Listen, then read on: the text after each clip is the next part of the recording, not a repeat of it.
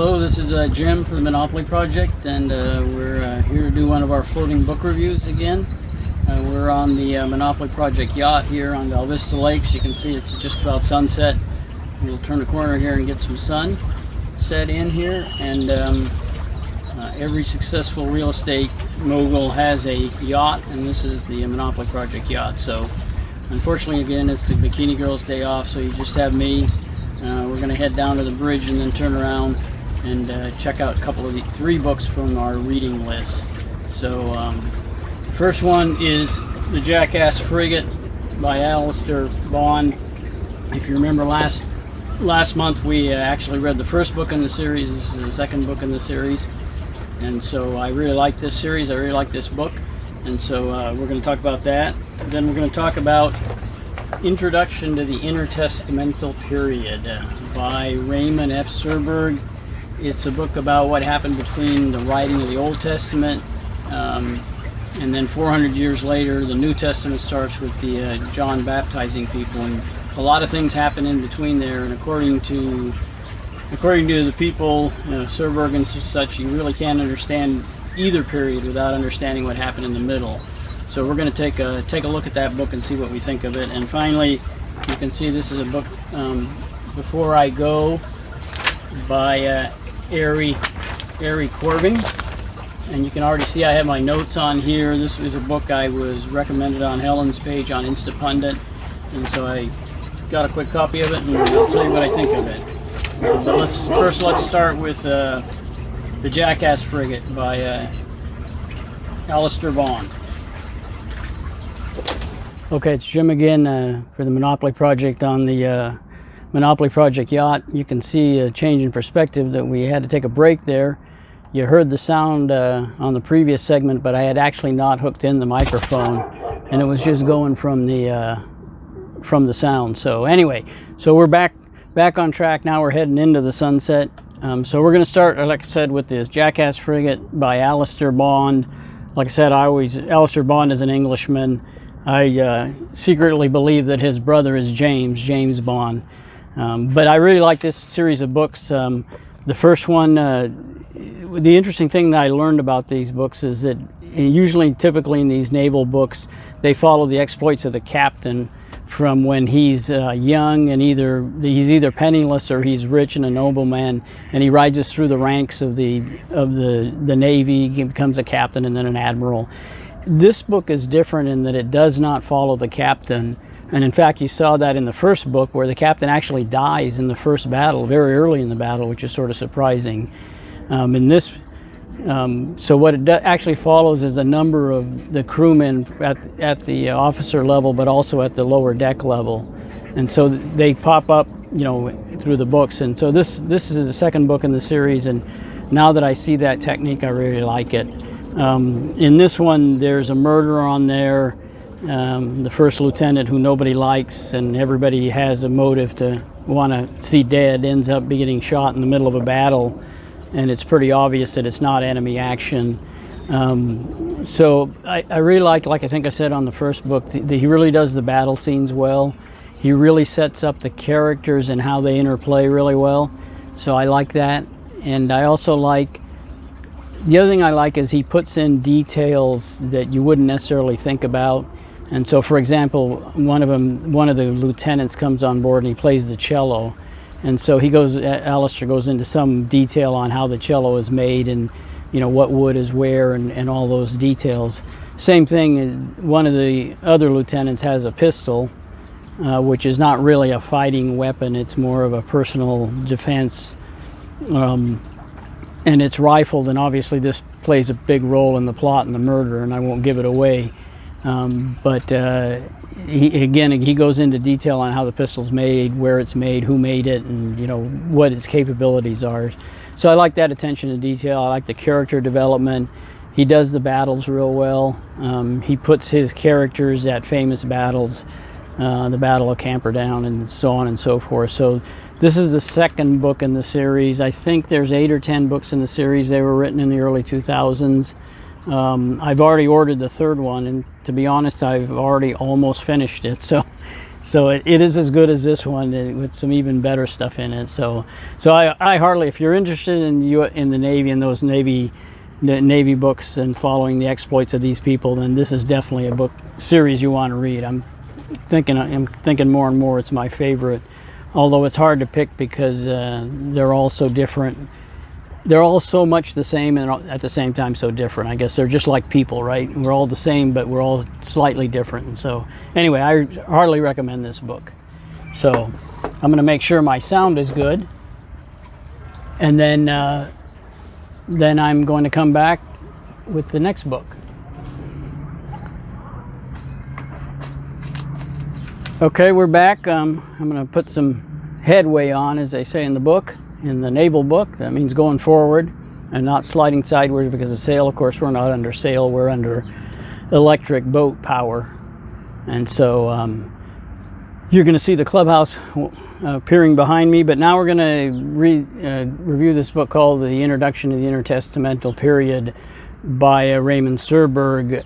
And so basically the argument is that the Old Testament happens from, I don't know, 3,000 or 4,000 years BC to up until like 400 years BC, and there's a 400-year period between when the last book of the Old Testament, which I think is Micah, ends, and before the start of the ministry of John the Baptist, who introduces Jesus, and we have the whole New Testament, and a lot of things happen in that period, in that 400 years. And according to Serberg and a lot of scholars, that you really can't understand the Old Testament or the New Testament, or even especially the interaction, unless you know what happened in that 400 years, because it changed so many things. You know, the rise of the Pharisees, the rise of Rome as a power, the spread of Greek culture, Hellenization through Alexander. And so he goes into these things. He talks about history. He talks about a lot of the books that were written between there. He starts out very quickly. Alexander the Great takes over the world basically.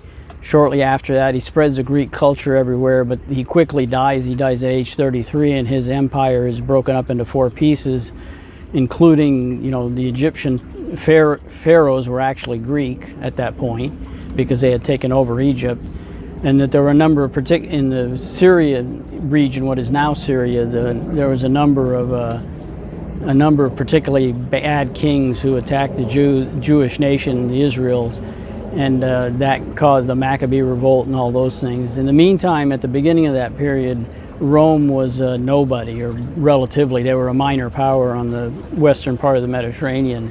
By the end of that period, of course, they're the major power in not just in the region, but in the Western world. And so anyway, what did I think of the book? I gotta admit, I was disappointed. And why was I disappointed? Maybe it was because of my expectations.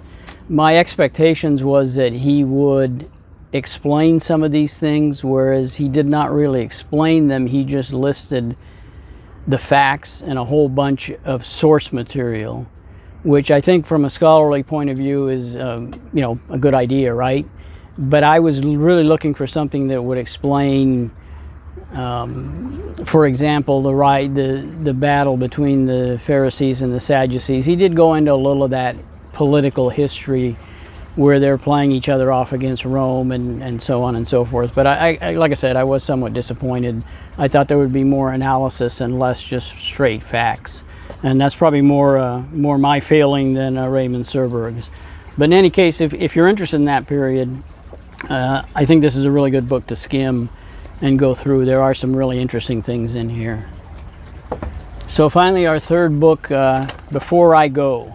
Again, like I mentioned earlier, this was recommended on Helen's page, which is on Instapundit, which I read regularly. You can see I already took notes. And it basically what it is that he is explaining what you need to do before you die so that it minimizes the impact on your family, and not just in the sense of